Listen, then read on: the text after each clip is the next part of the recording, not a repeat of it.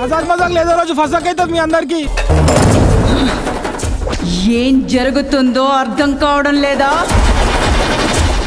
Hi everyone, welcome to Om Brewok Story. Semoga kalian sehat selalu dan diberikan rezeki yang berkah ya. Kali ini Om akan membahas sequel dari film horor koplak yang berjudul Prema Kata Citaram. Kalau kalian belum nonton film yang pertama, linknya udah Om taruh di deskripsi ya. Film ini mengisahkan tentang hantu penasaran yang baperan yang menghantui cowok ganteng yang menolak cintanya. Teror demi teror pun dia lakukan. Di film ini Om nyeritainnya seenak udel Om aja ya. Capek kemarin ceritanya serius parah di film yang pertama. Jangan pada protes. Sama satu lagi, walaupun ceritanya nyambung sama film pertama, aktor dan artis di film ini beda total sama film pertamanya. Jadi jangan bingung. Nah, mau lihat kesereman film ini, nggak usah pakai lama deh. Bemper Om Brewok Story.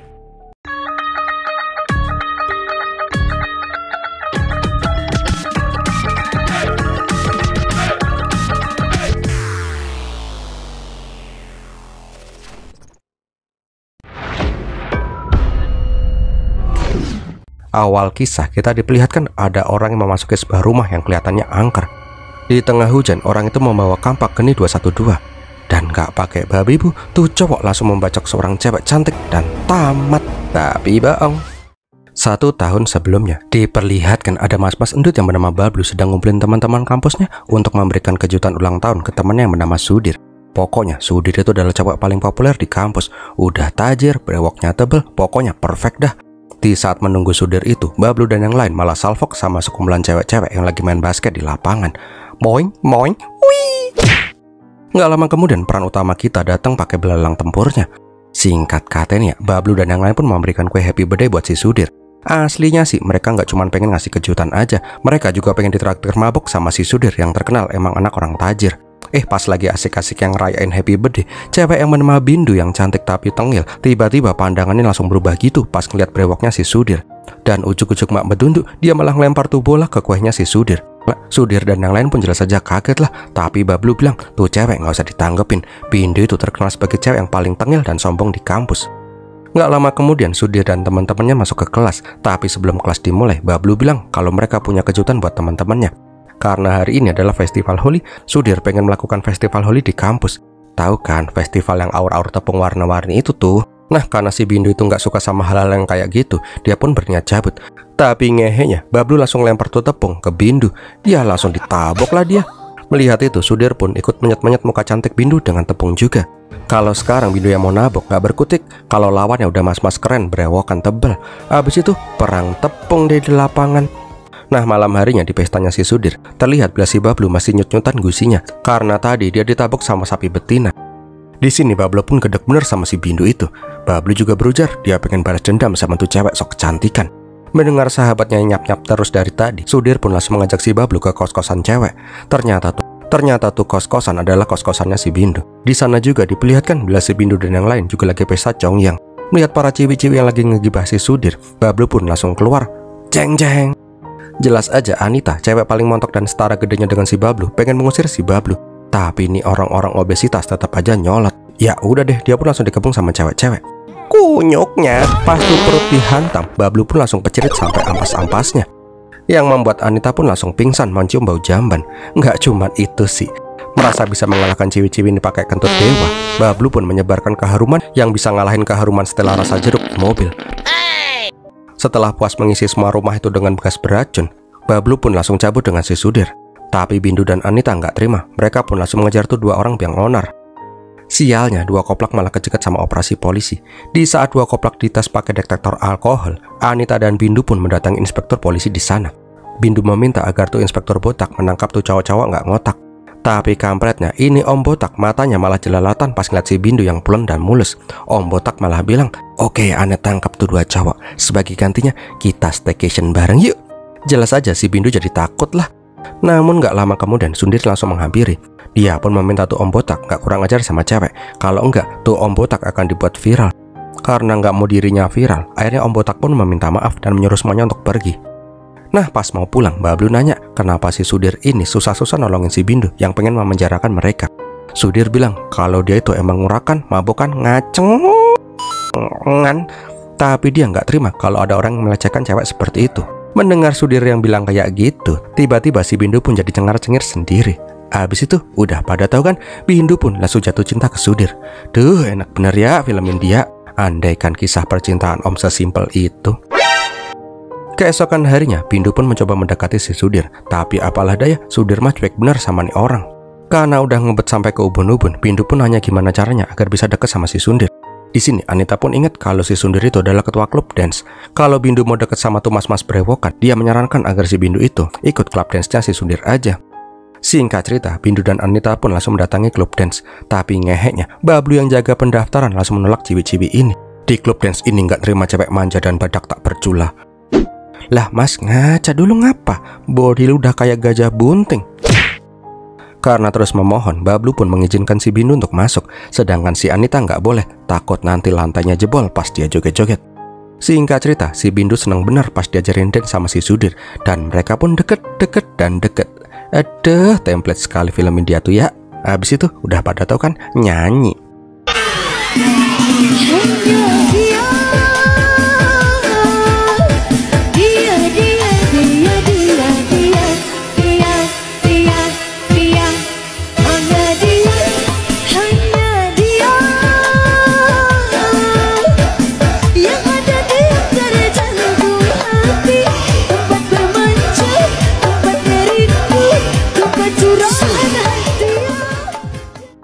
Nah, karena udah deket, Bindu pun mengundang Sudir ke pesta ulang tahunnya nanti malam. Dia bilang dia mau ngasih kejutan buat si Sudir. Singkat cerita, malam pun tiba. Tapi pas sudah ditunggu sampai malam banget, si Sudir nggak datang-datang. Karena udah ngebet parah, Bindu pun menyuruh si Anita buat nanyain ke Bablu kenapa Sudir belum datang-datang. Kampretnya, pas nanyain ke Bablu, ini dua pasangan serasi malah saling ribut. Alah, udahlah, pacaran aja cocok kok. Namun nggak lama kemudian, Sudir pun datang pakai jaket Golkar. Karena si Sudir udah datang, si Bindu pun langsung naik ke panggung. Dia bilang kalau dia itu mau mengasih pengumuman penting. Yang intinya sih, dia lagi jatuh cinta dan pengen nembak tuh cowok. Dengan pede bin yakin, Bindu pun langsung nembak si Sudir. I love you full Sudir. Tapi anehnya, pas Sudir ditembak sama cewek cantik imut-imut pulat melenuk, dia malah langsung melengos dan pergi dari sana. Anita jelas aja nanya dong, bro, lu tuh lagi ditembak, kasih jawaban apa kek, jangan ngacir aja. Di sini Sudir pun bilang kalau dia menganggap Bindu itu sebagai teman aja, nggak lebih. Intinya sih Sudir punya alasan kenapa dia nggak bisa menerima si Bindu. Mendengar dirinya ditolak, Bindu pun langsung nyesek. Lah mbak, oh ditolak kok langsung nyemplung kali. Beberapa bulan kemudian diperlihatkan rumah yang di awal film. Di sana terdengar suara teriakan yang serem. Tapi nggak tahu juga kenapa tuh mas-mas datang ke rumah itu sendirian malam-malam lagi. Tapi anehnya pas mau masuk tuh pintu gerbang kebuka sendiri.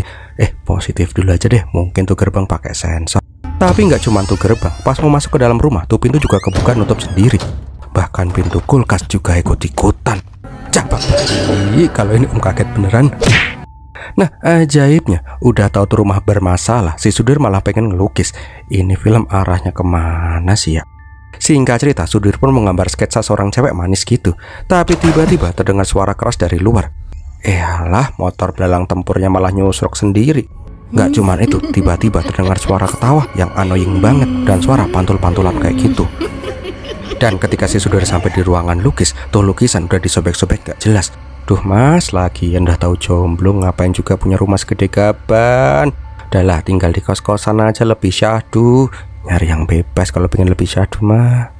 Kalau rumah segede itu mah tinggal sendirian kan serem juga. Keesokan harinya Sudir yang takut kalau malam ini bakalan digangguin demit lagi, minta tolong Bablu buat nemenin dirinya. Bablu yang diiming-iming ciu bekonang jelas aja langsung bilang siap dan. Malam harinya Bablu pun datang ke rumahnya si Sudir. Sama kayak semalam tuh pintu gerbang kebuka sendiri. Awalnya sih Bablu takut, tapi si Bablu malah bilang ke Sudir, emang ya pintu gerbang orang kaya tuh keren bener, bisa nutup sendiri woi, kayak di rumahnya Sarah.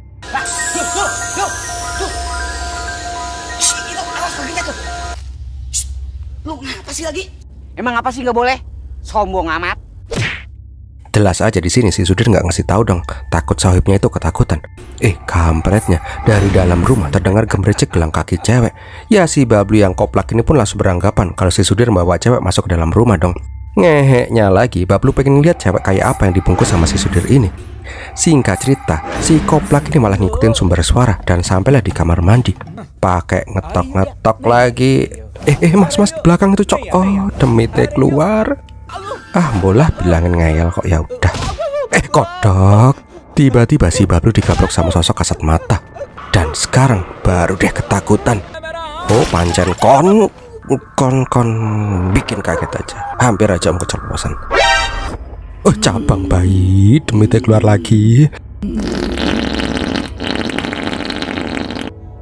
Duh, bisa-bisanya dong pecirit di celana pas suasana serem kayak gini. Hantunya sampai kebauan kan tuh. Ya udah deh, si Bablu pun langsung kabur lah. Ngeheknya di depan si Sudir malah udah pules bobo. Nah, karena nggak berani pulang sendirian, ya udah deh, si Bablu pun nenggak congyang dan ikutan bobo. Nggak lama kemudian dua sahabat koplak ini pun nyari angin di luar rumah. Nah, karena udah puas nyari angin sampai mereka pun kembali mencari tahu apa yang di dalam rumah itu. Tangan Blue. Alah, jembete, tangan si Sudir toh, bikin takut aja. Nggak lama kemudian si Bablu pun lanjut jalan. Tangan lagi. Ini orang ngapain? Demit beneran blah. Kancutnya karena udah nggak mempan dikagetin kayak tadi, Bablu pun malah asik pipis. Padahal di belakangnya ada demit semok yang pakai hot pants.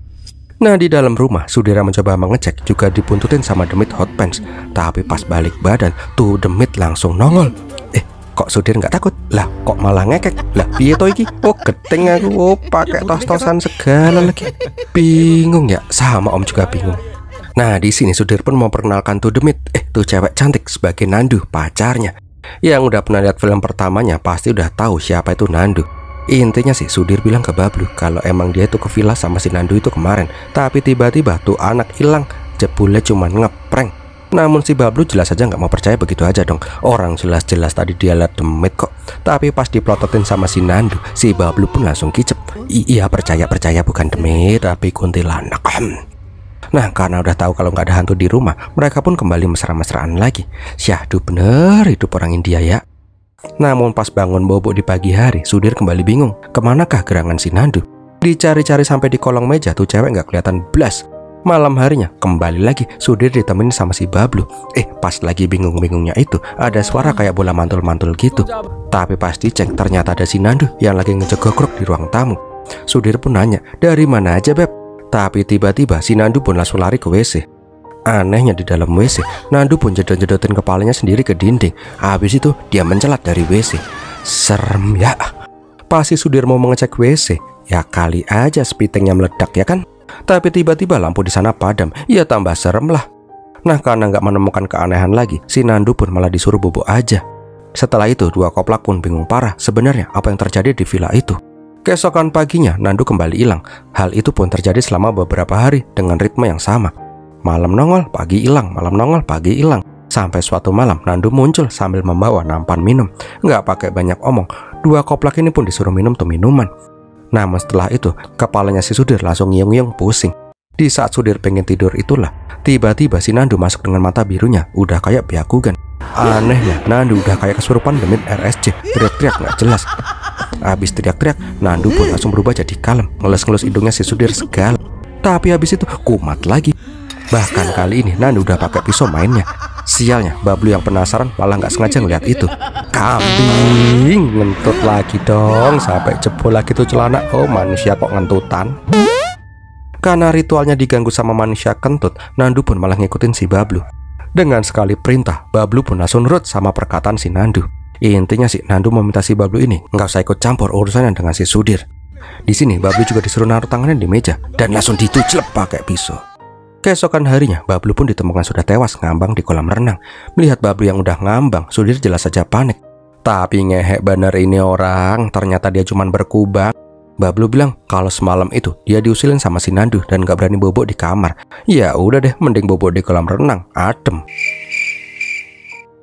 Malam harinya Sudir pengen ngasih kejutan buat si Nandu, sebuah kue Valentine gitu. Tapi pas si Nandu disuruh memotong tuh kue, tiba-tiba dia kembali berubah menjadi barbar. Lah kok ngamuk? Karena khawatir dengan si Nandu, dua koplak pun mencoba mengecek. Tapi apa yang mereka temukan, Nandu udah berubah jadi mode serem coy. Nandu juga nusuk-nusukin pisau ke fotonya dan Sudir. Nandu juga bilang, sebentar lagi kesabaran dan cintanya si Sudir akan habis. Aku tidak akan membiarkan Nandu mendapatkan cintamu, Sudir. Dir. Aku juga akan membunuhnya dengan kejam jambut.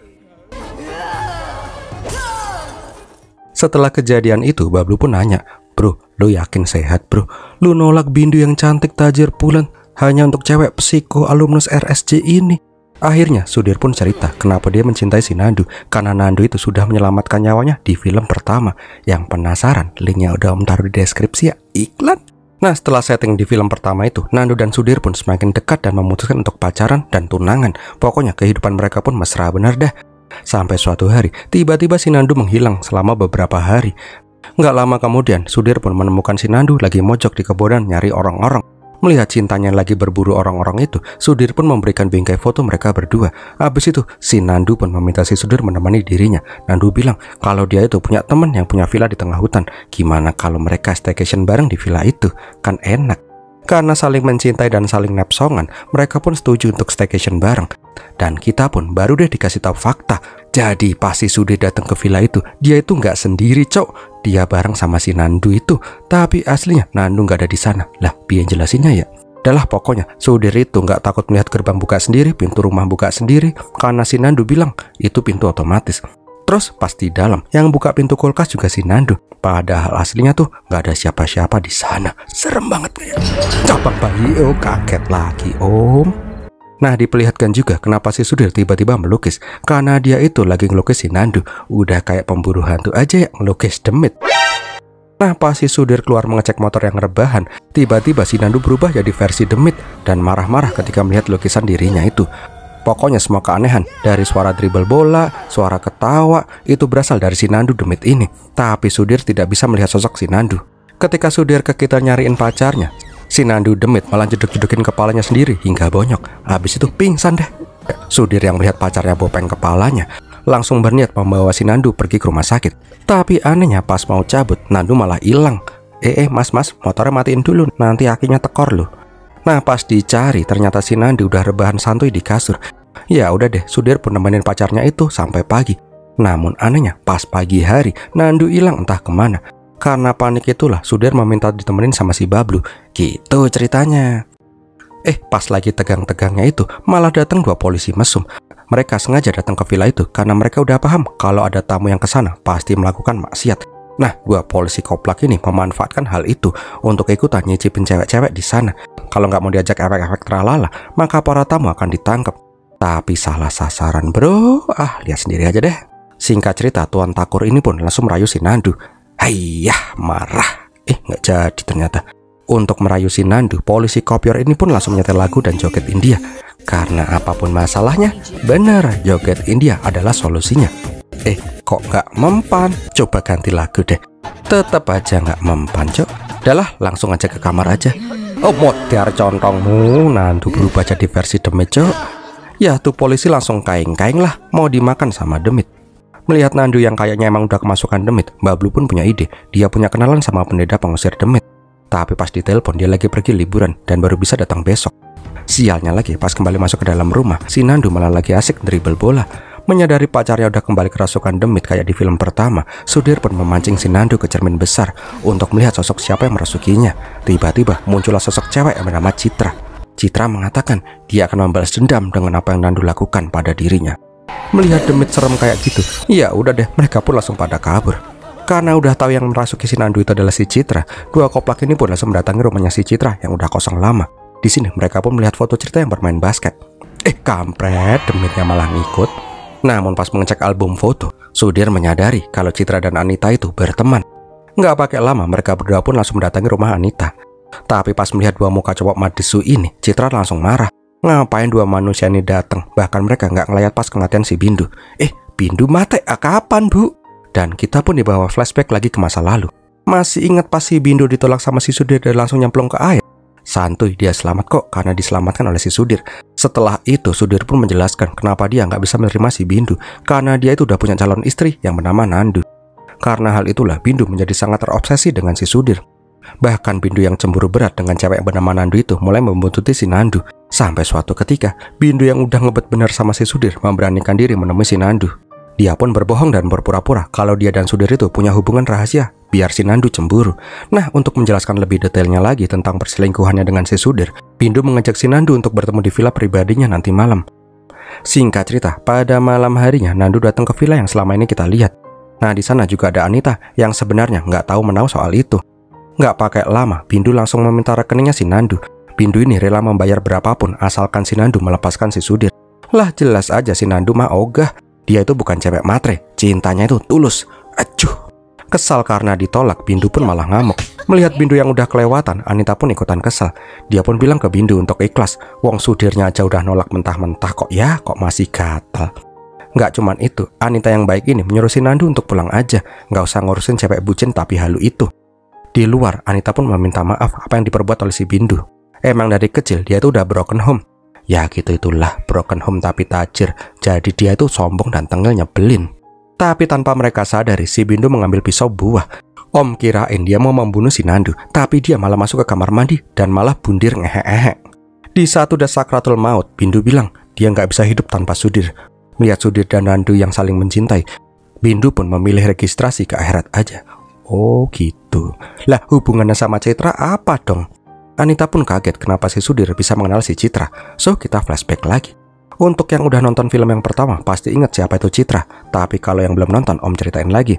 Citra itu adalah mantan tunangannya si Sudir yang matre parah. Udah mau nikah aja, Citra itu masih celup-celup sana-sini buat morotin uang-uang dari cowok-cowok itu. Karena hal itulah si Sudir sampai mau bundir ngekengkek di film pertamanya. Singkat katanya, hari pernikahan Sudir dan Citra pun tiba.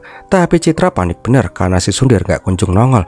Di tempat lain juga diperlihatkan ada cowok korbannya si Citra mewek dan mau bundir karena nggak bisa menerima si Citra mau menikah sama orang lain. Di saat itulah sepupunya yang mana itu adalah si Bindu datang.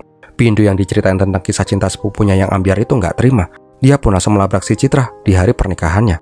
Nggak cuman itu, Bindu juga mencak-mencak dan bilang kalau si Citra itu cewek jablay yang celup-celup sana-sini demi uang.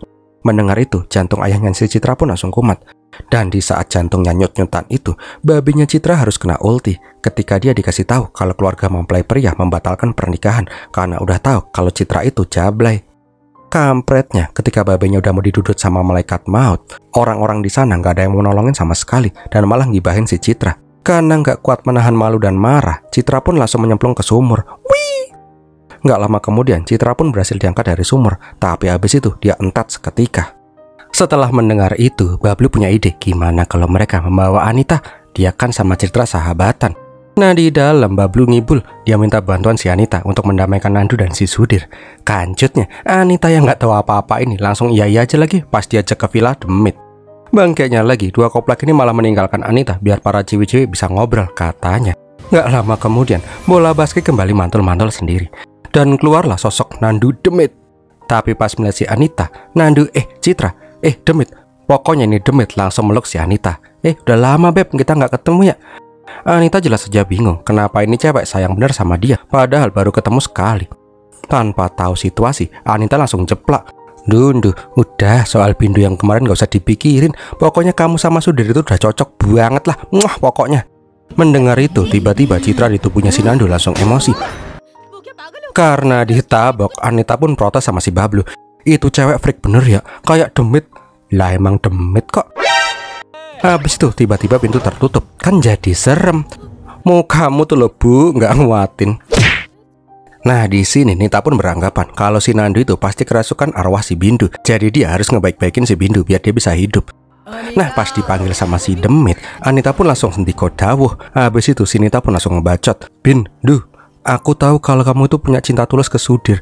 Nggak kayak Citra ya, yang matre parah itu gonta-ganti cowok. Hehehe. Ya si Citra langsung ngamuk lah. Udah mati masih aja digibahin pikirnya. Citra, gimana kabar bu? Baik bu. Emang ya dasar Bindu sama si Nandu tuh ya bangke ya. Masa mereka pengen ngerebut Sudir dari kamu? Emang si emak-emak tuh kalau ngomong lentur bener. Yang penting selamat. Modar ndase. Nggak lama kemudian Anita pun sadar. Nah di sini Citra pun nanya kenapa sahabatnya yang gemoy itu ketakutan. Karena udah lama mereka nggak main bareng. Yuk main yuk. Habis itu Nita pun disuruh nemenin Citra bobo. Enak bener ya si Citra bisa melukin bantal gemoy. Tapi koplaknya Anita malah tidur beneran. Dan di saat itulah dia langsung dibekap sama bantal. Untungnya dia berhasil selamat. Nah karena nggak mau mati konyol di sana, mereka pun pengen menangkap si Citra. Dan sampailah mereka di loteng villa.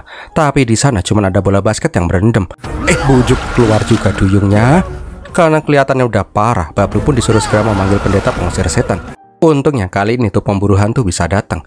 Namun udah ditunggu lama bener tuh Ghostbuster nggak datang-datang. Sialnya pas nelpon lagi tuh nomor, HP-nya malah bunyi di dekatnya si Nandu mode demit. Ternyata sebelum ini tuh pendeta udah datang. Tapi pas mau masuk ke dalam rumah, tiba-tiba tuh pendeta langsung kejat-kejat. Wah, ini mah demitnya sakti bener ini mah. Bentar kampret. Dialirin listrik dong. Ya gini inilah kalau demit melek teknologi. Seremnya, abis itu si Nandu hilang tak kemana. Bangke kaget. Walah, hantu nggak tahu tata krama ya. Di sini si Citra pun menjelaskan kenapa dia dendam benar sama si Sudir. Itu semua karena si Sudir tidak jadi menikahi dirinya, sehingga ayahnya mati dan dia pun dicap sebagai cewek jablay sama keluarganya. Karena dendam itulah, pas udah mau registrasi ke akhirat, arwah si Citra malah merasuki si Bindu. Hebat bener ya nih arwah-arwah India, bisa pindah-pindah seenak putingnya sendiri. Setelah merasuki si Bindu, niatnya si Citra adalah memanfaatkan kecantikan si Bindu untuk menggait si Sudir, biar si Sudir menderita. Tapi udah capek-capek masukin si Bindu dan nembak si Sudir, si Sudir malah tetap aja milih si Nandu. Karena merasa Bindu udah gak ada gunanya lagi, dan emang dasarnya si Citra itu dendam sama si Bindu, dia pun membunuh si Bindu. Habis itu pindah lagi ke Nandu. Ini demitnya udah kayak kontraktor ya, pindah-pindah kontrakan terus. Itulah kenapa Nandu menjadi aneh akhir-akhir ini, biar si Sudir membenci si Nandu dan ngekek karena putus cinta. Tapi di luar dugaan, Sudir tetap aja setia sama si Nandu, walaupun si Nandu itu udah kerasukan demit. Sekarang saatnya menggunakan cara terakhir. Citra akan memasuki si Sudir dan dia akan membunuh si Nandu dengan tubuhnya si Sudir, biar si Sudir merasakan kesedihan dan ngekek dirinya sendiri. Pindah lagi, enak bener pindah-pindah ya bu. Nah, ketika si Citra merasuki si Sudir, dia pun jadi beringas dan kita pun sampai di scene di awal film, ketika si Sudir membawa kapak geni 212 untuk membunuh si Nandu.